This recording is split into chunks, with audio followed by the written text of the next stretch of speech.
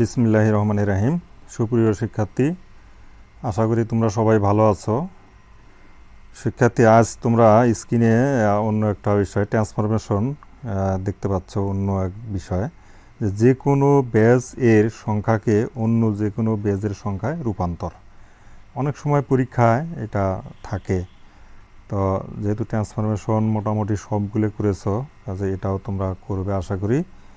তো আমি এখন কথাটা বুঝে নাও যে কোনো বেজের সংখ্যাকে, ধরো আমরা তো এখানে 4টে বেজের কথা জানি, যে ডেসিমেল, বাইনারি, অক্টাল এবং হেক্সাডেসিমেল। এর এই যে 4টে বেজের সংখ্যাকে আমরা এই বেজের সংখ্যাকে অন্য যে কোনো বেজের সংখ্যায় রূপান্তর করতে পারবো। মানে বেজগুলো যেমন বাইনারি দশমিক সংখ্যার বেজ যেমন 10 ভিত্তিক সংখ্যা, বাইনারি যেমন 2, অক্টালের যেমন 8, হেক্সাডেসিমেলের যেমন 16। তদ্রূপ এখন অন্য বেসে যদি আমরা রূপান্তর করতে যাই, ধরো তার বেস হতে পারে 5 ভিত্তিক সংখ্যা, বা 9 ভিত্তিক সংখ্যা। এটা যেমন 10 ভিত্তিক সংখ্যা, 2 ভিত্তিক সংখ্যা ছিল, তদ্রূপ 5 ভিত্তিক, 9 ভিত্তিক বা 6 ভিত্তিক, 7 ভিত্তিক এরকমও হতে পারে। কাজে সেটা কিভাবে রূপান্তর করা যায় সেটাই আমরা আজকে দেখছি। সুপ্রিয় শিক্ষার্থী, মনে করো আমি একটা সংখ্যা এখানে নিলাম, যে ধরো একটা সংখ্যা নিলাম, যে ধরে নাও ছোটো করে একটা সংখ্যা নিচ্ছি, ধরো 45। হ্যাঁ, এবং এই সংখ্যাটার ব্যাস আছে ধরে নাও কত, ধরো 8। হ্যাঁ, এই এতকে, হ্যাঁ এত সংখ্যা, এতকে বা এতকে ধরো 5 ভিত্তিক লিখলাম, যে 5 ভিত্তিক সংখ্যায় রূপান্তর করো। এখন এই সমস্যাটা আমরা কিভাবে করব সেটাই আমরা দেখি। তাহলে যেহেতু এটা অক্টালে আছে, সুতরাং অক্টাল থেকে কিন্তু এই সংখ্যাটাকে আমাকে আগে ডেসিমেলে নিতে হবে। তো ঠিক আছে প্রিয় শিক্ষার্থী, যে আমরা ডেসিমেলে নিয়েই তারপরে অন্য বেসে রূপান্তর করব, তাহলে এই বিষয়টা সঠিক হবে। সরাসরি 45কে নেওয়া যাবে না।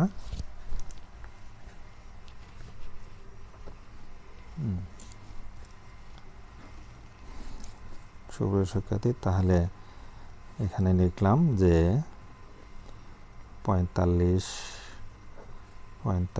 কত 8।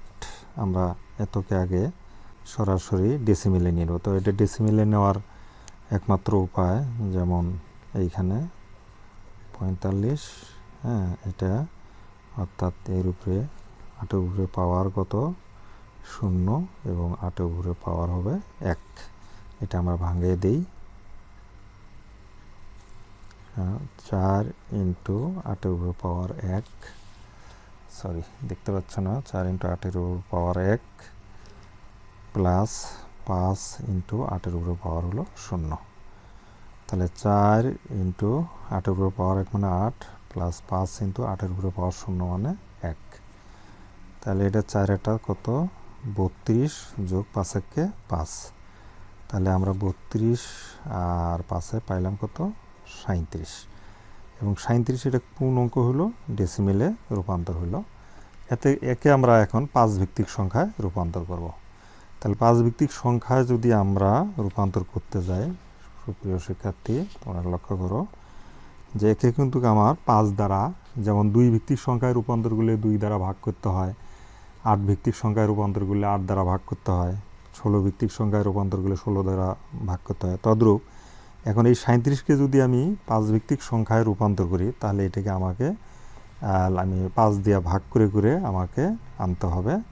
তাহলে আমি 37 লিখলাম, এবং লসাগু গসাগু পদ্ধতিতেই ভাগ করছি, সেই পুরাতন পদ্ধতিতে কত 5 দ্বারা, যেহেতু 5 ভিত্তিক সংখ্যায় আমি প্রকাশ করব। এখানে 37 আছে, অর্থাৎ কয়বার যায় 7 বার যদি দেয়, 5 7 35, 5 7 35। তাহলে অবশিষ্ট থাকে এখানে কত, অবশিষ্ট হবে 5 2। এই যে অবশিষ্ট যে সংখ্যাটা থাকবে, এটা কিন্তু অবশ্যই 5-এর চাইতে ছোট হবে, 5-এর সমান হবে না, 5-এর চাইতে ছোট হবে। তোমরা দেখছো যে 5-এর সমান হতে পারে। তোমরা যে 8 ভিত্তিক সংখ্যায় সর্বোচ্চ হলো কত, বড় সংখ্যা হলো 8, আর তারপরে 2 ভিত্তিক সংখ্যায় সর্বোচ্চ বড় সংখ্যা 1। সুতরাং এখানে যেহেতু 5 ভিত্তিক সংখ্যা, সর্বোচ্চ বড় সংখ্যা হবে 4, সর্বোচ্চ বড় সংখ্যাটা হবে 4। তাহলে আমি 5 দ্বারা ভাগ করে অবশিষ্ট 2 পেলাম, আবার 5 দ্বারা এটাকে ভাগ করব, 5 × 5, অবশিষ্ট থাকে কত, 2। আচ্ছা 2। তারপর আবার যেহেতু এখন ভাগফল শূন্য হয়নি, অতএব আবার 5 দ্বারা এখানে ভাগ করব, তাহলে এখানে 5 দ্বারা ভাগ করলে যায় না, 0, অবশিষ্ট হলো 1। সেই আগের মতো নিচের থেকে উপরের দিকে এইভাবে লিখব, অর্থাৎ নিচেরটা হবে এমএসবি, উপরেরটা হবে এলএসবি। সুতরাং আমরা কিন্তু এখানে লিখতে পারি, অতএব লিখতে পারি যে 37, এবং এটার ব্যাস ছিল কত, 10, 37 10, এটার সমান হবে কত, দেখো 1 2 2, এবং এটার ব্যাস হবে কত, 5। তাহলে আমরা এই সংখ্যাটাকে 10 ভিত্তিক সংখ্যাটা, অর্থাৎ 8 ভিত্তিক 45কে আমরা কি করলাম, 5 ভিত্তিক সংখ্যায় রূপান্তর করে ফেললাম। ধরুন 1 2 2, এই রূপান্তর হয়ে গেল। তাহলে এটি হলো অ্যান্সার। আচ্ছা, এখন এরকম মনে করো আরেকটা উদাহরণ তোমাদেরকে দিচ্ছি। আচ্ছা, কথার কথা ধরে নাও যে এইভাবে জাস্ট লিখলাম যে 4e, একটা নাম্বার আছে, ব্যাস হলো কত, 16। হ্যাঁ, যে এত কি সংখ্যা, এটা হেক্সাডেসিমেল, এত হেক্সাডেসিমেল সংখ্যাটিকে কত, ধরে নাও 9 ভিত্তিক সংখ্যায় রূপান্তর করো, 9 ভিত্তিক সংখ্যায় রূপান্তর করো, হ্যাঁ, এটা 9 ভিত্তিক সংখ্যায় রূপান্তর করতে হলো। তাহলে আমাদের আসলে প্রথমে এই যে হেক্সাডেসিমেল যে অঙ্কটা, এটাকে আমাদের ডেসিমেল আগে নিতে হবে। তো ডেসিমেল নেওয়ার সিস্টেম এইটাই, যে তোমরা এখানে লিখলে যে যেহেতু এটা ব্যাস 16, এটা 16 ব্যাস, অতএব এখানে হবে 16-র উপরে পাওয়ার হলো, আচ্ছা সরি, ইংরেজিতে লিখি 16-র পাওয়ার 0, আর এটা হবে 16-র উপরে পাওয়ার কত, 1। তাহলে এটাকে যদি আমরা ভাঙ্গাই, 4 × 16-র উপরে পাওয়ার 1 যোগ ই × 16-র উপরে পাওয়ার কত, 0। তাহলে সুতরাং 4 × কত, 16 যোগ ই এর মান হলো কত, 14, ইএফ এর মান হলো 14 × 16 যোগ 0 পাওয়ার 0, 16 টু 0 মানে কত, 1। তাহলে এইখানে আমরা লিখি 4 কত, 64 যোগ কত, 14 × 14, 14 × 14। তাহলে সর্বমোট হলো কত, সর্বমোট এখানে হলো এখানে কত, 78, আচ্ছা 8, হ্যাঁ 78, এই রাশিটা পাইলাম, এবং এটা হলো কত, ডেসিমেলে রূপান্তর হয়েছে। এখন এটাকে আমরা কি করতে চাই, 9 ভিত্তিক সংখ্যায় রূপান্তর করতে চাই। সুপ্রিয় শিক্ষার্থী, যদি এটাকে 9 ভিত্তিক সংখ্যায় রূপান্তর করতে চাই এই 78কে, তাহলে আমাদের কি করতে হবে, এটাকে 9 দ্বারা ভাগ করতে হবে। দেখো আমি লিখতেছি যে 78, সেই লসাগু গসাগু পদ্ধতিতে আমি 9 দ্বারা এখানে ভাগ করতেছি, 9। আচ্ছা 9, 8 নং 72, তাহলে অবশিষ্ট থাকে কত, 6। তাহলে অবশ্যই অবশিষ্টটা কিন্তু 9-এর সমান হবে না, 9 কম 8 হতে পারে। তাহলে 8 নং 72, এখানে লিখব 8, 8 নং কত, 8 নং 72, 7 2 72, অবশিষ্ট থাকে কত, 6। আবার এটাকে ভাগফল শূন্য হবে, 9 পর্যন্ত দেই, 9 কিন্তু 8-এর মধ্যে যায় না, অত ভাগফল হলো 0, এখানে হবে কত, 8। তাহলে নিচের থেকে উপরের দিকে এইভাবে লিখব, এই তাহলে এইভাবে কত, অতএব তাহলে আমরা যে বাইনারি পাইলাম, সরি যে সংখ্যাটা পেলাম 78, অর্থাৎ 10 সমান হবে কত, 8 6, এবং এইটার ব্যাস হবে কত, 9, ভিত্তি হবে 9। তাহলে এই যে আমরা, তাহলে অতএব 4e যে সংখ্যাটা, 4e, এই 4e সংখ্যাটাকে আমরা 4e হেক্সাডেসিমেল সংখ্যাটিকে আমরা 9 ভিত্তিক সংখ্যায় রূপান্তর করলাম।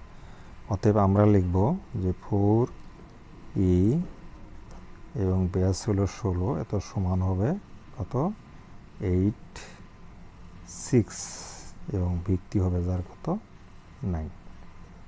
আশা করি সুপ্রিয় শিক্ষার্থী তোমরা বিষয়টা বুঝতে পারছো। হ্যাঁ, এইভাবে একটি বেসের সংখ্যাকে অন্য বেসে রূপান্তর করা যায়। তো সুপ্রিয় শিক্ষার্থী, এইভাবে যদি 6 বেস, 5 বেস অথবা 7 বেসের কোনো অঙ্ক নির্ণয় করতে বলে তাহলে অবশ্যই তোমরা পারবে, আমি আশা করি। সুপ্রিয় শিক্ষার্থী, সকলকে শুভেচ্ছা এবং ধন্যবাদ জানিয়ে আজকের মতো এখানেই শেষ করছি।